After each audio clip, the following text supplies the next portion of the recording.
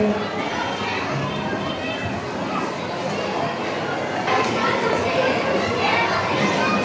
السلام علیکم ورحمۃ اللہ وبرکاتہ۔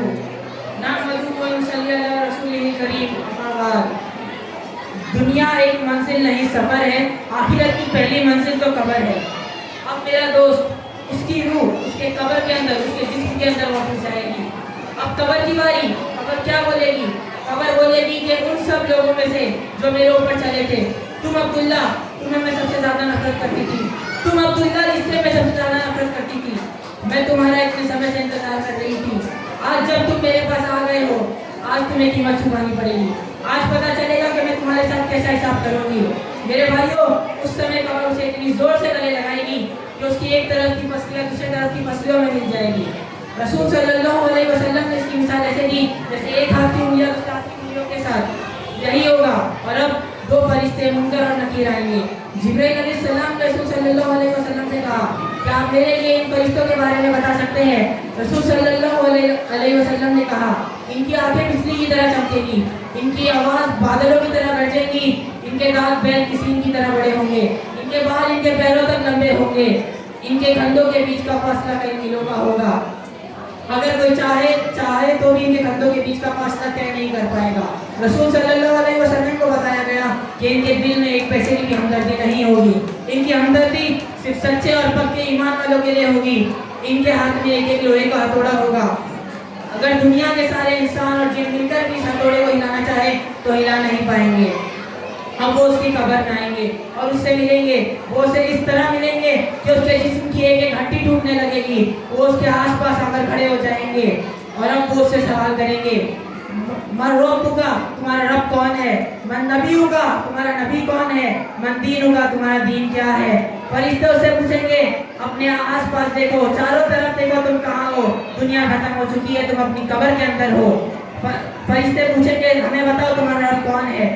اب وہ سوچے گا، ہاں یار میں نے کلمہ تو پڑھا، لا الہ الا اللہ محمد رسول اللہ، میرا رب اللہ ہے، میرا دین اسلام ہے، میرے نبی محمد صلی اللہ علیہ وسلم ہے۔ یہ کہنا تو آسان ہے، اگر آپ نے اپنی زندگی اللہ اور اس کے بتائے رسول صلی اللہ علیہ وسلم کے طور طریقے سے نہیں گزاری ہوگی، جیسے وہ لوگ جو اللہ کو بھول جاتے ہیں، نماز چھوڑ دیتے ہیں، الگ الگ قسم کے گناہ کرتے ہیں، شراب پیتے ہیں، اگر آپ نے بھی اپنی زندگی اس طرح گزاری ہے تو جب یہ فرشتے تم سے یہ تین آسان سوال کریں گے، کیا تم اس کا جواب دے پاؤ گے؟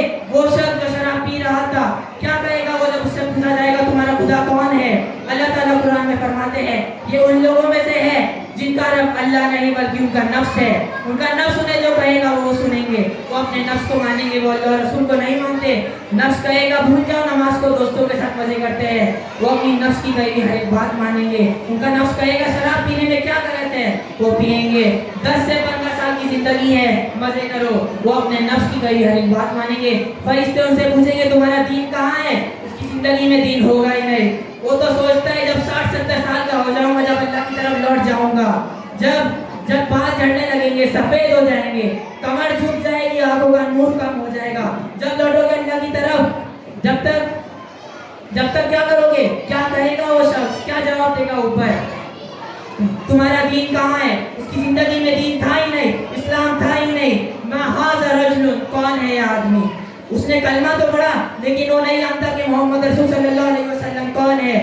وہ رسول صلی اللہ علیہ وسلم کی سنتوں کو نہیں مانتا، وہ تو بس سیلیبریٹیز، سپر اسٹارز، وہ صرف ان کو مانتا ہے، کیسے بال کاٹتے ہیں، کیسے چلتے ہیں، کیسے کپڑے پہنتے ہیں، اس کے لیے وہ رول ماڈل ہے۔ فرشتے اسے لوہے کے ہتھوڑوں سے اتنی زور سے ماریں گے کہ اس کے قبر میں سے چنگاریاں نکلے گی۔ وہ اسے کہیں گے اللہ کے نافرمان اوپر دیکھ، وہ اوپر دیکھے گا، اس کے سامنے جنت کا دروازہ کھولا جائے گا، وہ جنت کو دیکھ پائے گا، جنت کی خوبصورتیوں کو دیکھ پائے گا۔ اب وہ پچھتائے گا۔ فرشتے کہیں گے اگر تو اللہ کو مانتا تو آج تو اس جنت میں ہوتا۔ اب وہ جانتا ہے اس کے ساتھ کیا ہوگا، اب اس کے پاس کچھ نہیں بچا، نہ وہ گاڑی، نہ دولت، نہ شہرت۔ اب وہ پچھتائے گا، آج سے پہلے اتنا کبھی نہیں پچھتایا ہوگا جتنا اب پچھتائے گا۔ اب اس کے سامنے جہنم کا دروازہ کھولا جائے گا۔ فرشتے کہیں گے اللہ کے نافرمان، یہ ہے تیرا انجام کیونکہ تو نے اللہ کو نہیں مانا۔ جہنم کی آگ اس کی قبر میں داخل ہوگی اور قیامت کے دن تک وہ اس آگ سے جلے گا۔ اب جہنم کے دروگاہ کو بلایا جائے گا، حدید ابن عازب